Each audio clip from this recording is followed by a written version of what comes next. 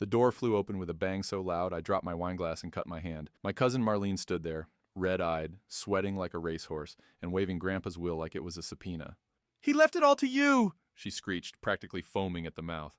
That was how the blood feud started. "I'm Dana, 43, divorced twice, no kids, one cat, a lot of student debt. And now, apparently, the accidental heiress of a $500,000 house in Cleveland, with a busted furnace, and a horde of dusty porcelain owls that could watch your soul rot."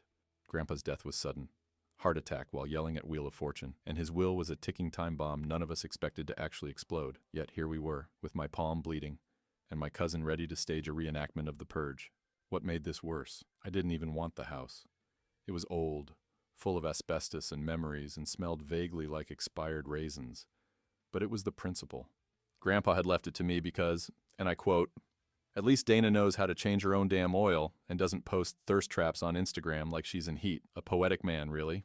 Marlene, 38, jobless by choice and allergic to effort, had apparently expected to inherit everything by default. She moved back in with Grandpa 3 years ago after her Etsy bracelet business failed because the universe wasn't aligned, and somehow convinced herself that microwaving his soup counted as elder care. Never mind the fact that I was the one paying for his prescriptions when Medicare got weird, or that I drove him to chemo during the pandemic while Marlene was off in Sedona, cleansing her aura with ancient rocks. And now, she was in my doorway, calling me a conniving vulture and threatening to contest this travesty in court, while her acrylic nails clicked furiously against the will, like she was typing out my social death warrant. I'd always suspected my family was a powder keg waiting for one spark to set it off. But I never imagined I would be the match. And if I thought Marlene's rage was the worst of it, I hadn't even heard from Uncle Jerry yet, the man who once threatened to sue me over a lawnmower. Trust me, the next 9 days would unravel secrets so ugly they'd make Maury Povich turn off the cameras. Because what Marlene didn't know was that Grandpa had left me everything for a reason, and I was about to find out just how many enemies a woman can make with a house full of owls and one dead man's signature. You'll never guess what was hidden behind the furnace. You ever stand in a room full of family and realize you'd be safer in a shark tank during a blood drive? That was me. 24 hours after Marlene's surprise scream fest, sitting in Grandpa's moldy den with the smell of mothballs strong enough to induce hallucinations, facing a family so fake smiling and passive-aggressive it felt like a Hallmark Thanksgiving. Special gone full Tarantino. Uncle Jerry, 62, recently retired, always suspicious of anyone with a college degree, walked in with a manila folder tucked under his arm like it contained nuclear codes. His eyes flicked to me with the kind of disdain usually reserved for communists or people who put ketchup on steak. "You sure this will is real?" he asked, without saying hello. "Because I find it very curious that the only person who benefits is the one who just happened to be closest to him before he croaked." I was the one who found Grandpa. I was also the one who called 911, cleaned up after the paramedics, fed the cat, and dealt with the coroner while Marlene sobbed dramatically on Instagram Live. But yeah, let's go with curious. "I didn't write the damn thing, Jerry," I said, motioning toward the coffee table, where the will sat next to a coaster that read, "Shut up, I'm retired." "Take it up with the lawyer." Grandpa's wishes were clear. "House to me." The rest, well, there is no rest. That was the other bomb. Grandpa had no life insurance. His savings account had, I kid you not, $17. The man had spent every last cent of his pension on vintage radios, bulk packs of Vienna sausages, and funding Marlene's failed attempts at becoming a life coach. All that remained was the house, the hoarder-level collectibles, and the backyard, sheet he swore never to enter after 1998. No explanation, just the devil lives in there. Marlene had taken up squatter rights in the upstairs guest room. She claimed she needed time to process the betrayal. I reminded her this wasn't a Nicholas Sparks novel and that she could process it at her friend's house like a normal parasite. She threw a plastic owl at me. It hit a framed photo of Grandpa and Nixon, cracked the glass, and somehow made the entire room feel cursed. That night, I stayed at the house alone. Grandpa's cat, Mr. Pickles, followed me like a judgmental ghost. At around 2 a.m., I went down to the basement to check on the old furnace. That's when I saw it. Taped to the back wall, nearly hidden behind a rusted pipe and a collapsed shelf, was a yellowing envelope. My name on the front. Inside, a letter in Grandpa's tight, angular handwriting. It was just 5 words. "If they find out, run. Suddenly, that busted shed in the backyard didn't seem so harmless, and I had no idea what the hell I'd just inherited. By sunrise, I was standing in front of the shed with a rusty crowbar, sleep-deprived, half-delirious, and one coffee short of a full-blown breakdown. The letter in my pocket felt like a hot coal pressed against my ribs. If they find out, run. Find out what? And who the hell were they? The shed hadn't been opened in decades, possibly since Clinton's first term. Grandpa always said the lock was broken, but that was a lie. It was padlocked tight with a chain that looked like it had survived World War II. I wedged the crowbar under it, pride like my life depended on it, and after a few grunts and some choice words involving farm animals, it finally gave with a screech, loud enough to wake the dead. Or Marlene. Unfortunately, same thing. I braced myself for skeletons, blackmail material, or a cursed doll with glass eyes and a hunger for souls. Instead, I found binders. 3 shelves of neatly labeled binders, all marked by year, 1996, 1997, 1998, and so on. Each one filled with receipts, newspaper clippings, handwritten notes, and something even weirder. Copies of checks written to someone named Frances O. I didn't recognize the name, but she got money, a lot of money, every month, for over 2 decades, and always the same memo line, promise. That's when I heard it. The click of a camera shutter. I turned around so fast I almost ate dust. Marlene stood at the door of the shed, wearing yesterday's mascara like war paint and holding her phone high like she'd just uncovered Watergate. "What are you hiding, Dana?" she said, with the kind of smugness only a jobless woman with a data plan could summon. I snatched the phone from her hand before she could unlock it, but not before the damage was done. She'd seen something. And worse, she smelled the drama. "Grandpa was paying someone," I said, trying to keep my voice steady. "That's all this is, probably some charity case. Nothing criminal." Marlene's eyes narrowed like a raccoon spotting a shiny object. "Looks like embezzlement to me. Maybe you were in on it. Maybe that's why he left you everything, to keep it quiet." It was so dumb it almost made me laugh. Until I realized she wasn't joking. She was going to the rest of the family. She was going to the lawyer. She was going to blow this up into a conspiracy that would make QAnon look like a book club. And if they, whoever they were, got wind of this before I figured it out, I had a very bad feeling things were going to turn ugly. Because one of the checks, dated 2001, was for over $25,000 and signed with Grandpa's real name. Not the one we knew him by, but the one none of us had ever heard before. Let me tell you something about finding out your grandfather had a secret name. It's not sexy like a spy thriller. It's not cool like uncovering a superhero alias. It's terrifying.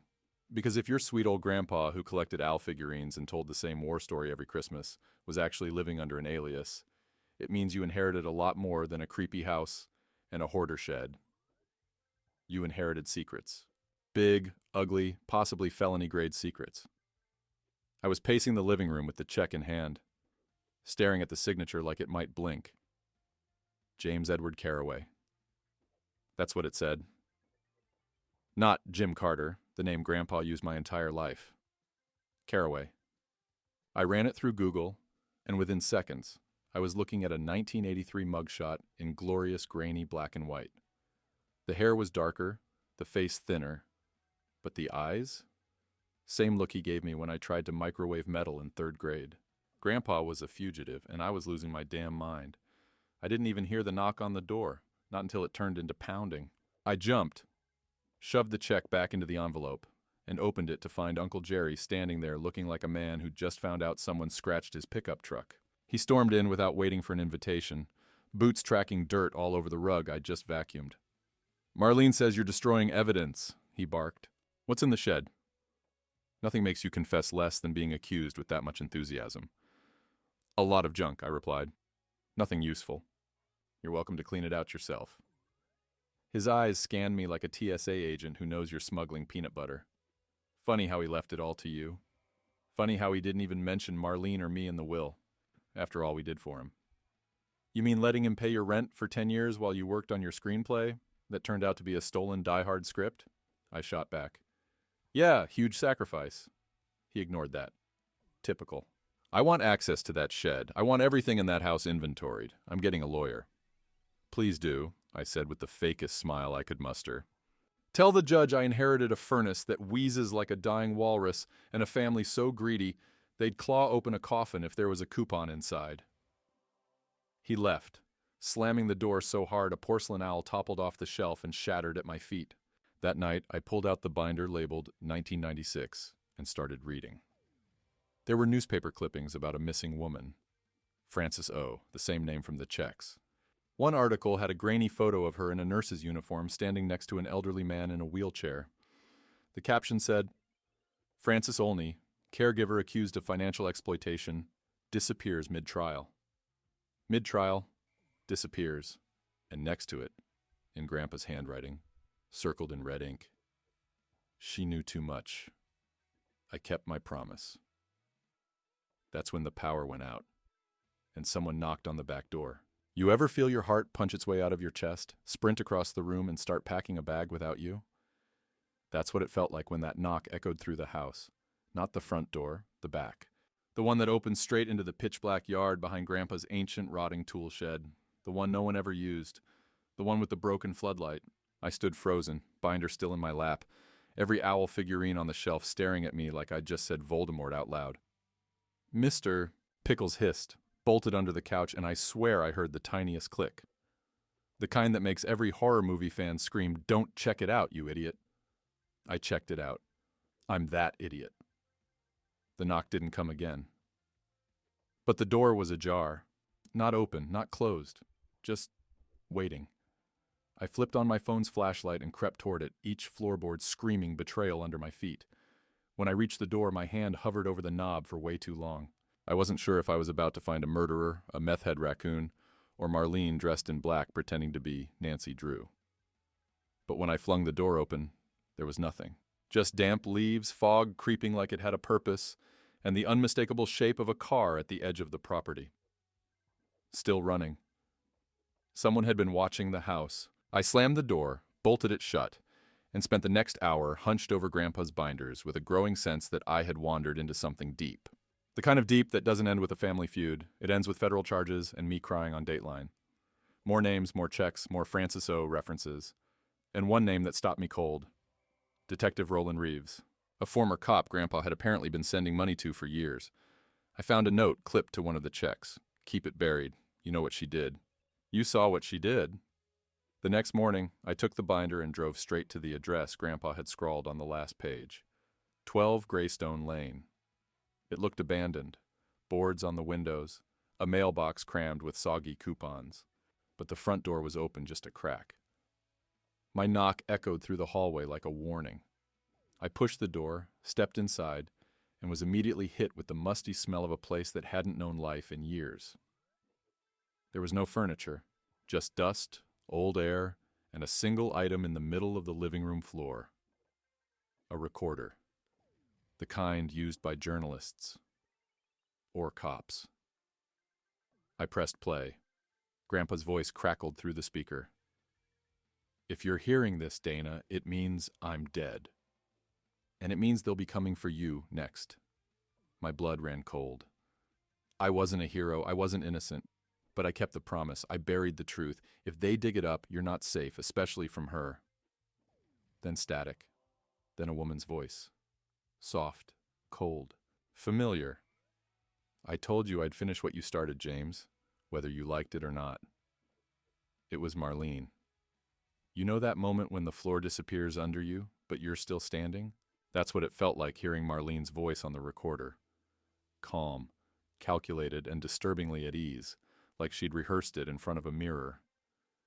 Not the shrill, fake-crying cousin I grew up dodging at family reunions. No, this was something else. Something colder. I stood there in the middle of that abandoned house, recorder still in my shaking hand, the silence pressing in on me like wet cement. I replayed the last few seconds over and over just to be sure. It was her voice, her cadence, and the sentence that kept repeating in my mind like a siren. I told you I'd finish what you started.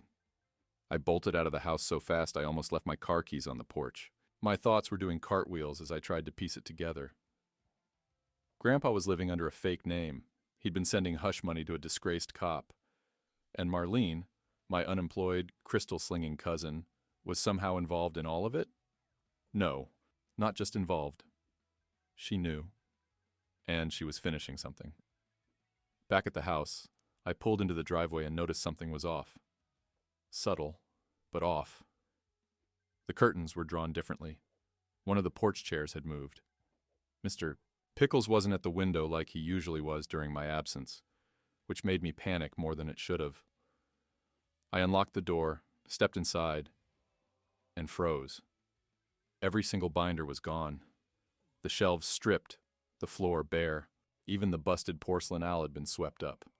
Someone had cleaned the place out like a hitman with a Swiffer. I ran to the kitchen. My laptop? Gone. The letter from Grandpa? Gone. The check with his real name? Gone. Only one thing remained, a sticky note on the fridge. You shouldn't have opened the shed. My first instinct was to call the cops. My second instinct was to remember my family is the cops, or used to be. Uncle Jerry spent 15 years on the force before retiring under mysterious circumstances involving an alleged accident with department funds and a broken vending machine. And if Marlene was in this deeper than I thought, calling anyone might just light the match under this whole nightmare. So I drove. I drove to the one person left who had ever told me the truth, even when it hurt. Aunt Bev, Grandpa's estranged sister, the one we weren't supposed to talk to.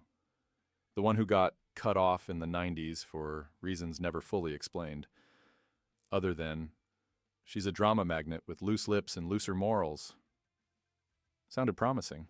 She lived in a cramped duplex on the east side with 17 wind chimes and 3 identical white cats that hissed in unison when I rang the bell. Bev opened the door in a velvet robe and holding a cup of wine despite it being barely noon.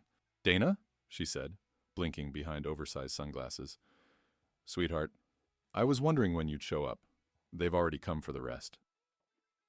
"What rest?" I asked, stepping inside. Bev sat down, sipped her wine, and said the one thing that ensured I wouldn't sleep for the next week. "You're not the first heir to disappear, you know. You're just the first one to fight back. You're just the first one to fight back." Those 9 words hit me harder than the time I fell off Grandpa's roof trying to fix the satellite dish during a Browns game. Aunt Bev swirled her wine like we were discussing neighborhood gossip and not missing heirs. I stood there, my mouth doing goldfish impressions, brain desperately trying to reboot. "Wait, what do you mean disappear?" I finally managed, voice cracking like a middle schooler caught with a vape. Bev sighed and took a longer sip. "Your grandfather had a history. The house, the will, the secrecy, it's all tied to a deal he made decades ago. A bad one. Blood for blood kind of bad. You think it was just coincidence he lived under a fake name? James Carraway didn't just vanish. He erased himself. And when your cousin started poking around 2 years ago, things turned nasty." I sat down, trying not to hyperventilate into a pillow covered in what I hoped was cat hair. 2 years ago?" I asked. "What did Marlene find?" Bev raised an eyebrow. "Not what, who?" "She tracked down Francis Olney's son, didn't know what she was doing at the time, thought she was being clever, wanted to make a documentary about Grandpa's mysterious past. Figured it'd go viral, get her an HBO deal or something." "Of course she did," Bev continued. "What she didn't know was that Francis wasn't just Grandpa's associate. She was his witness protection handler." Handler. I felt like I was in a made-for-TV movie, except all the characters were my actual relatives and probably armed. "She went missing mid-trial," Bev said, lowering her voice. "Disappeared, no trace. Rumor was she knew too much about the people Grandpa testified against. Real scumbags, organized crime level bad. But before she vanished, she left something behind. Insurance, a journal, notes, proof of what Grandpa helped bring down." I stared at her. "And Marlene found it?" Bev nodded. "She found part of it, enough to start digging. And now she's in deeper than she knows. Or maybe she does know. Maybe she's using that information to leverage someone. Or protect herself." "Protect herself from what?" I asked, though I already knew the answer. Bev leaned in, her voice almost a whisper. "From the people looking for that journal. Because if it ever surfaces, they'll burn everything he built to the ground. And they'll start with you." I felt sick. My phone buzzed in my pocket. Unknown number. I declined. It buzzed again. Same number. Then a text. Nice visit with Aunt Bev. She's talkative. That's a problem. My blood turned to ice. I showed Bev the text. She took one look, drained her wine, and muttered, "Well, looks like the games have officially begun." And then the power in her house went out. The lights died with a snap, like someone cut the cord between us and safety. The air turned thick, and for a long beat, neither of us moved. Like maybe if we stayed real still, the darkness would forget we were in it. Aunt Bev reached for a flashlight like she'd done this before.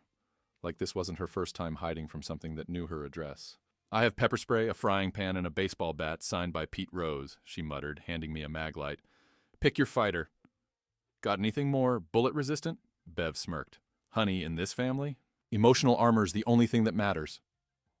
A sudden thud echoed from the back of the house. Not a knock. A body-weighted thud. Something, or someone, was testing the kitchen door. I locked eyes with Bev, who mouthed, "Back window," and started moving like she'd rehearsed this escape plan during commercial breaks. I followed her through a maze of cat trees, wind chimes, and enough scented candles to start a cult. We slipped out the back window and crawled through the bushes like two fugitives on the run from a true crime podcast. I didn't look back until we hit the alley. Bev was breathless, but grinning. "Still got it," she said, brushing dirt off her robe. But I wasn't smiling, because I had just seen the car parked 2 houses down. It was Marlene's. I'd recognize that bumper sticker anywhere. Spiritual, but also petty. We ducked behind a dumpster while Bev used a burner phone to call a friend who owed her several favors and an air fryer. Meanwhile, I scrolled through my own messages and saw one from an unknown contact. "You want answers? Meet me at 11 p.m. No cops. The cemetery. Bring the binder. R as in Detective Roland Reeves. The ex-cop Grandpa paid off. The man listed on all those checks, the one Grandpa warned about in his letter. I was running low on options, trust, and clean underwear. But something told me this was the only shot I had left at answers before Marlene made her next move, and buried the truth with both hands. I looked at Bev. "I have to go." She didn't argue. She just handed me a keychain with a tiny knife, a tiny flashlight, and a thumb drive. "This has everything I managed to copy from your grandfather's shed before the binders disappeared. Photos, scans, even a video. Use it wisely." Then she hugged me hard. "You get in trouble," she whispered. "Don't call me. Call that lawyer Grandpa hated. He owes us." Long story involving a stolen lawnmower. By 10:45, I was sitting in my car outside the cemetery. The air was damp. The fog clung low and stubborn. And as I waited, a figure stepped out from behind a mausoleum. Tall, broad-shouldered, face hidden in shadow. He walked straight toward me, then stopped 2 feet from the window. "You Dana?" he asked, voice rough and quiet. I nodded. "Then we need to talk. Because the woman you think is your cousin?" He looked around, leaned in close. "She's not who she says she is. She's not who she says she is." The words didn't land. They slammed, like someone had dropped a safe full of secrets on my head. I stared at the man in the shadows, this alleged Detective Roland Reeves trying to process the mental math he just dropped into my lap. Marlene wasn't Marlene. "What the hell do you mean she's not who she says she is?" I asked, stepping out of the car, the cemetery fog licking at my ankles like cold fingers. Reeves sighed, hands in the pockets of his battered coat.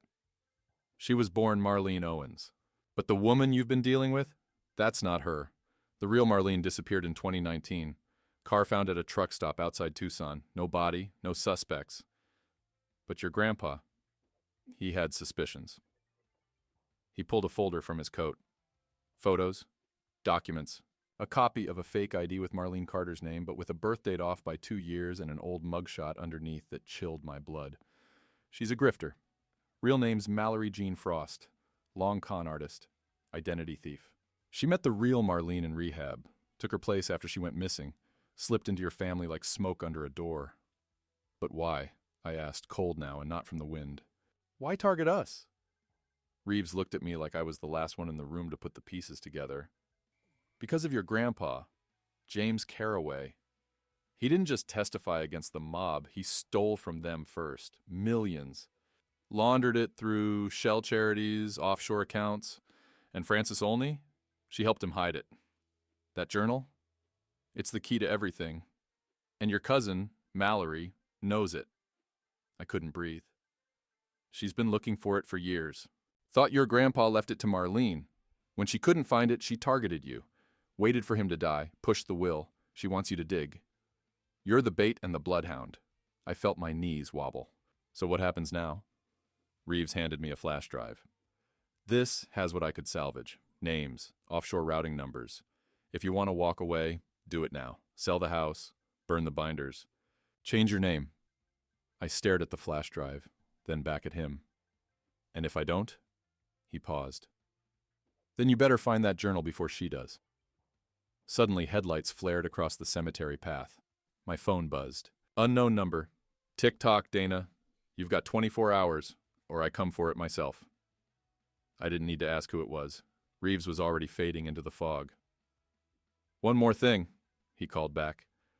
That cat of your grandfather's, Mr. Pickles, he was trained. I blinked. Trained? To sniff paper soaked in specific chemicals. Grandpa taught him to find the journal. You still have him? Yeah. Then follow the damn cat. I stood there as the fog swallowed Reeves whole. Somewhere, Mallory, was waiting. And my only ally had 4 paws and a grudge against laser pointers. I went home, opened the front door, and dropped to my knees. All right, Mr. Pickles, I whispered, holding out Grandpa's old hat. Let's go find the truth. And the cat just meowed once and walked straight toward the fireplace.